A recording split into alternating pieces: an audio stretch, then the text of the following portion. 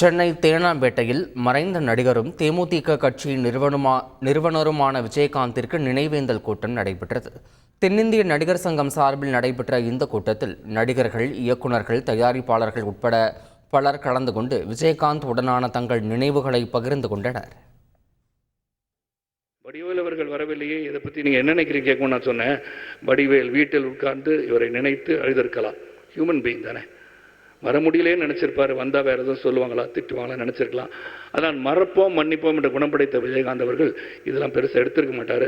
ஆனால் வடிவேல் அவர்கள் நிச்சயமாக அழுதிருப்பான்னு நான் சொன்னேன்.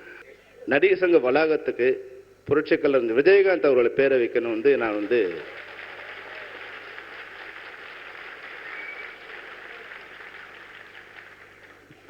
ஏன்னா நடிகர் சங்கம் இன்னைக்கு இந்த இவ்வளவு மரியாதையா தலை நிமிர்ந்து நிற்குதுன்னா, அது புகழ் உச்சத்தை தொட்டதுன்னா அது விஜயகாந்த் சாரால தான், கேப்டனால தான் இருக்கும்.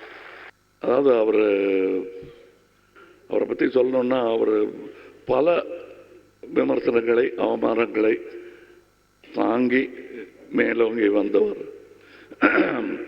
அதுக்காக எந்த காழ்ப்பையும் அவர் வச்சுக்காம, தனக்கு ஏற்பட்ட அவமானங்கள் யாருக்கும் ஏற்படக்கூடாது என்பதில் முனைப்பாக இருந்தவர். எனக்கு அவர்கள் பிடித்த பல நல்ல குணங்களில் ஒன்று அவருடைய நியாயமான கோபம் என்று. தராதரம் பார்க்காம பழகிருக்காரு.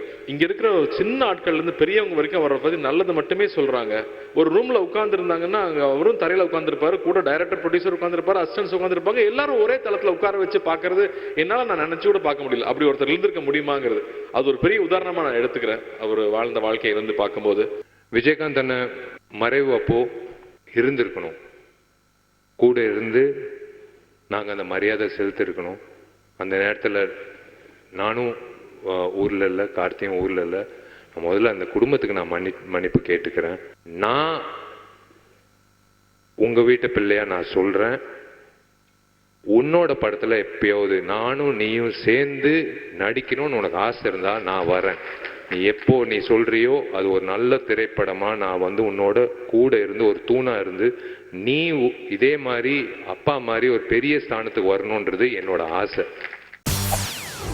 செய்திகளை உடனுக்குடன் தெரிந்து கொள்ள உடனே சப்ஸ்கிரைப் பண்ணுங்க.